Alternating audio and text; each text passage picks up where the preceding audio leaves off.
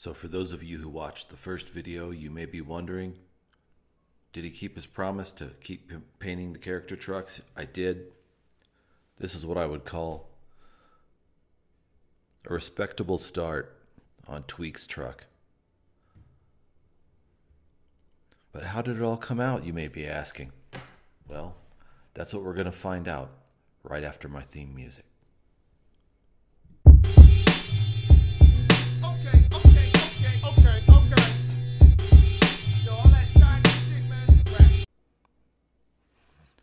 Hello and welcome back. As promised in the teaser, I have finished Tweek's truck. Now, if you did not see the first in the series and you're thinking, who the hell is Tweek? Tweek, like we covered before, is one of the 6 playable characters from Wasteland Express delivery service, which is about the last trucking company on Earth after a nuclear holocaust, and the game makers had some fun with it, inventing little backstories and coming out with individual minis for each driver. This is the year I promised I would finish painting all the vehicles from this game. So if nothing else, I'm here to keep my promises. Now, last time I talked a lot about the overview of the game, how it's worked, but let's just focus on our friend Tweek here. Who is Tweek? It says here in the history of the Wasteland, the drivers, Tweek is a half-insane former raider suffering from radiation poisoning. Wandered into dispatch one day and has been driving ever since. His primary motivation? Making enough scrap, that's what they call the money in this game, scrap, to pay for his meds, plus having a little left over so he can feed Shotgun, his pet lamb. You can see his lamb in his satchel there. I forgot until looking this up that the lamb had a name, Shotgun. In any case, for this model, I based the whole truck in Citadel Death Guard green, I believe, and decided that I would sort of let that be the sort of base chassis model of the truck.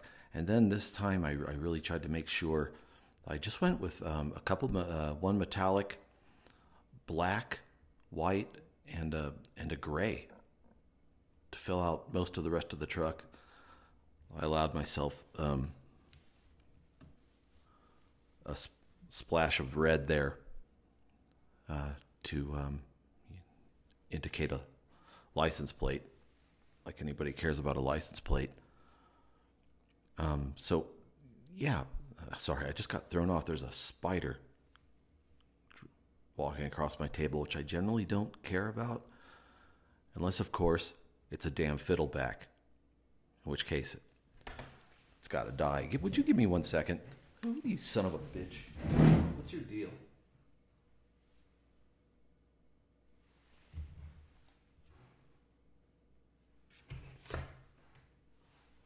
Self-solving problem.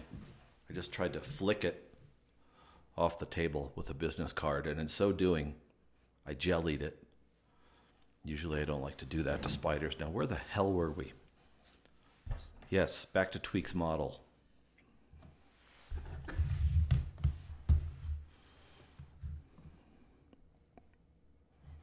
Jesus. The camera went to sleep on me, so I was paranoid that when my air put itself to sleep that it had scotched the recording, but apparently it's still going. So you just got a nice little rural slice of life there. What a pain in my ass. Anyway, yeah, what we've done there is given him it's an olive base, basically, with white, gray, and black. Had some fun there. I think if you hit that skull and crossbones that he has on his dozer blade there, really kind of sets the tone for the truck. I'm pretty happy with this came out. With this series, and because it seems thematically appropriate, I have been finishing all these with a generous layer of Agrax Earthshade. When I first tried to get into Kill Team a couple of years ago, I bought some Plague Marines, and my friendly local game shop buddy recommended I mop them with Earthshade because it not only provides the contrast but delivers a lot of grime depending on how thick you lay it on. So these models are going to be burning the last of my Earthshade, and this seems like an important way to do it. So there's Tweek, his truck. Next up is the Fallen. The Fallen is, I think, a former cultist from one of the game's factions. And the Fallen's got a big school bus.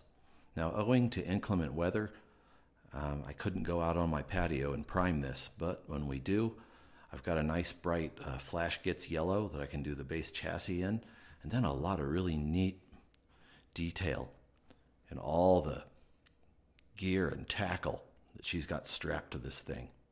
And I also have a couple other neutralish colors to play with. So next episode, we are going to learn a little bit more about the Fallen, and we're going to see how her school bus came out.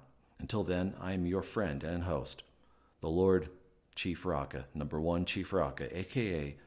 the Colonel Hector Bravado of Breakup Gaming Society, saying, may you fight long and well. By the way, 2 days ago on the breakupgamingsociety.com blog, I had some fun with public domain music. I found a Django Reinhardt song, who, by the way, was the god of jazz guitar in the late 30s and into the mid 40s. The god. And one of his songs called Je Tendrai had moved into the public domain. So I took it and read some of my 1990s bar-going fiction over it. It's just kind of a painting over a pretty and sloppy night at the bar that the main character has with his friends. It's 18 minutes. Head over to breakupgamingsociety.com. Check out the blog if you've got 18 minutes for what I think is audio fiction. And at the very least, you'll get to hear a few snippets of Django Reinhardt, which is probably a bigger sell than me. But in either case, we're out. Back next time with the school bus.